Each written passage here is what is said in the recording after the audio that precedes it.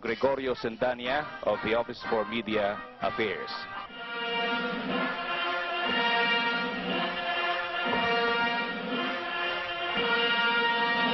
Ladies and gentlemen, the President of the United States and Mrs. Reagan.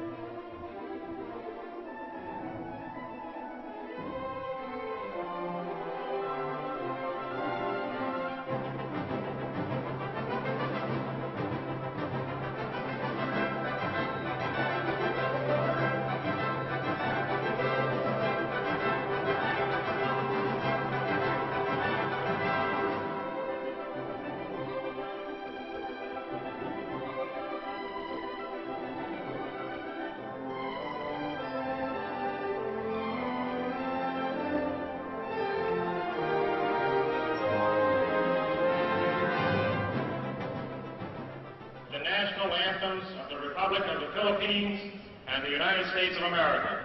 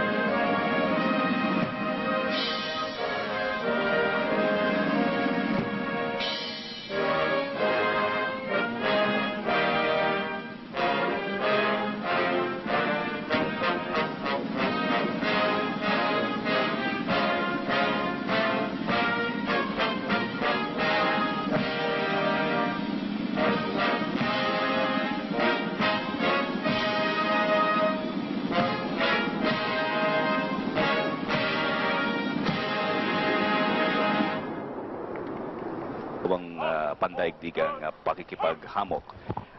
Si Ginoong Reagan, mga kaibigan, dahil lang po sa ilang bagay na ang inyo po nakikita, mga kaibigan, ay bahagi po ng tinatawag na Old Guards. Ito po ang kanilang sandatahang lakas na bahagi po ng grupong revolusyonaryo, at ito po ay kinabibilangan ng mga bahagi po ng sandatahang lakas po nila, ang kanilang lakas pangkatihan. Ang ipinakikita ngayon ay isang espesyal na pagdaloy sa marcha na tinatawag po nilang Revolutionary March para po sa kanilang mahal na Pangulo. Mr. President, Mrs. Marcos, it gives me special pleasure to welcome you to the United States. Mrs. Reagan and I have been long looking forward to returning the hospitality you showed us on our 1969 visit to your country. Our two peoples enjoy a close friendship, one forged in shared history and common ideals. In World War II, Americans and Filipinos fought side by side in the defense of freedom, a struggle in which you, Mr. President, personally fought so valiantly. The values for which we struggled, independence, liberty, democracy, justice, equality, are engraved in our constitutions and embodied in our people's aspirations. Today, our ties remain strong, benefiting each of us over the full range of our relations.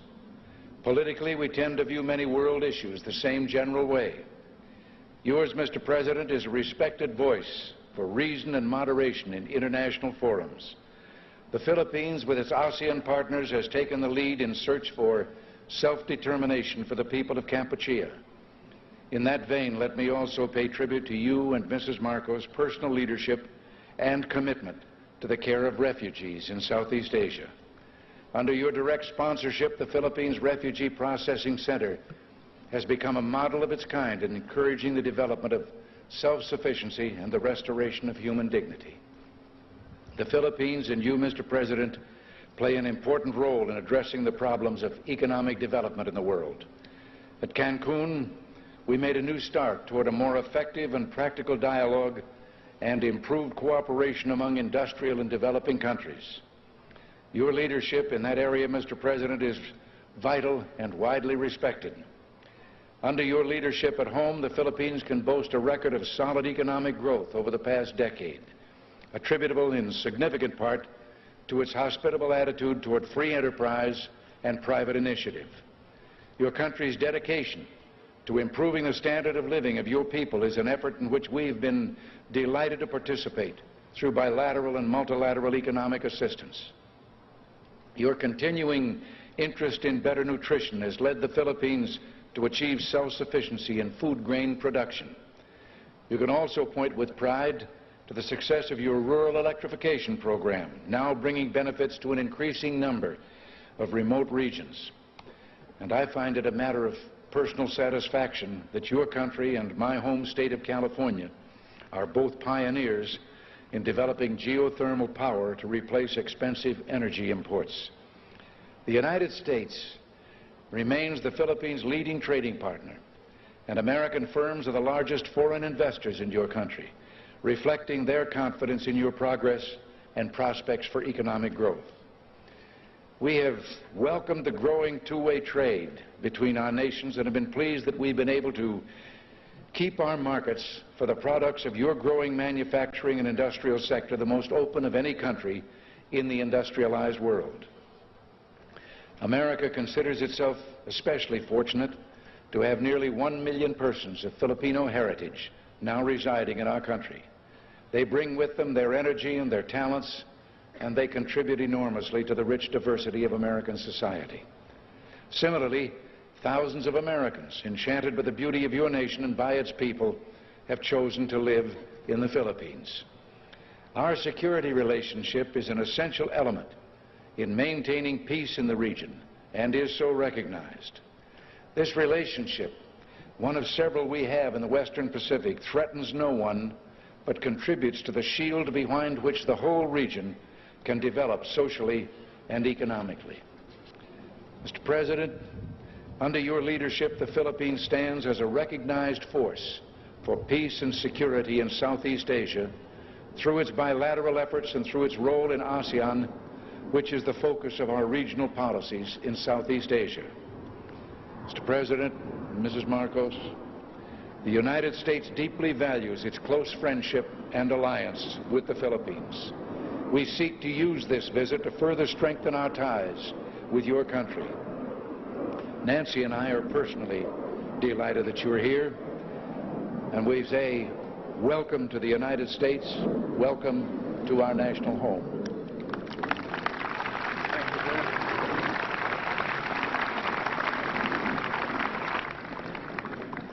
Thank you very much, President Reagan. Mrs. Reagan, members of the Cabinet, distinguished guests, my friends. On behalf of the 50 million people of the Philippines, Mrs. Marcos and I express our gratitude for your warm welcome to Washington and to the United States of America. this great and beautiful city, that is one of the few cities that was built as the capital for a great nation, is indeed, as has been written, the key to knowing the secret of America. And this house of the American people, an American frontier that never vanishes. Your beautiful city with its grand memorials, its monuments, its walks, is indeed a city that memorializes the great achievements of your people for the past 2 centuries. But more than that, it keeps offering to the enterprising and the talented, the courageous and the strong, the rewards of effort and of initiative. At the same time, as I stand here on American soil, I realize that I stand on what may be the center of the government of the United States of America, here where, as I have often stated, the future is being born. The future is being born depending upon the man who is in the White House. And the man who is in the White House today certainly is creating a new future for our world.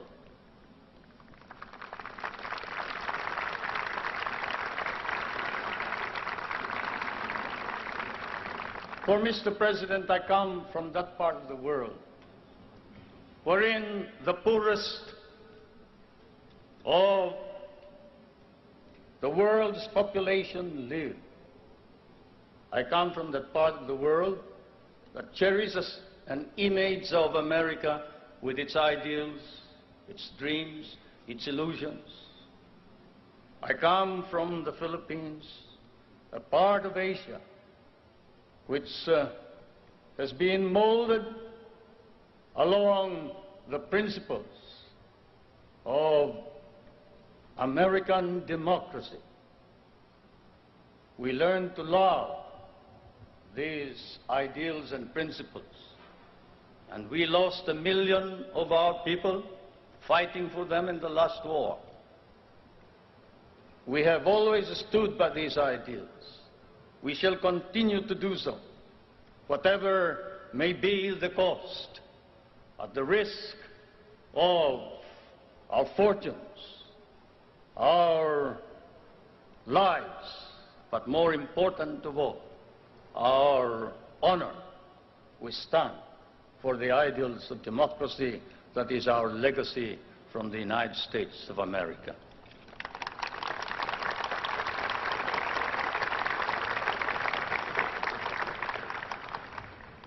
I did not come to burden you further with additional problems, Mr. President. For I know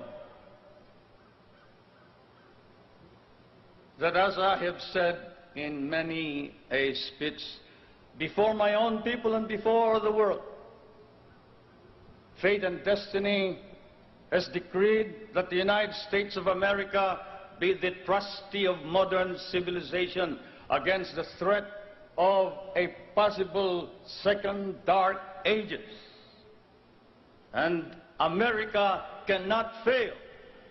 And therefore, we, the Filipino people, come and bring to you a prayer that God, in His divine providence, may grant you guidance, strengthen both your heart and hand, so that that hand may be strong on the lever of power and save our humanity.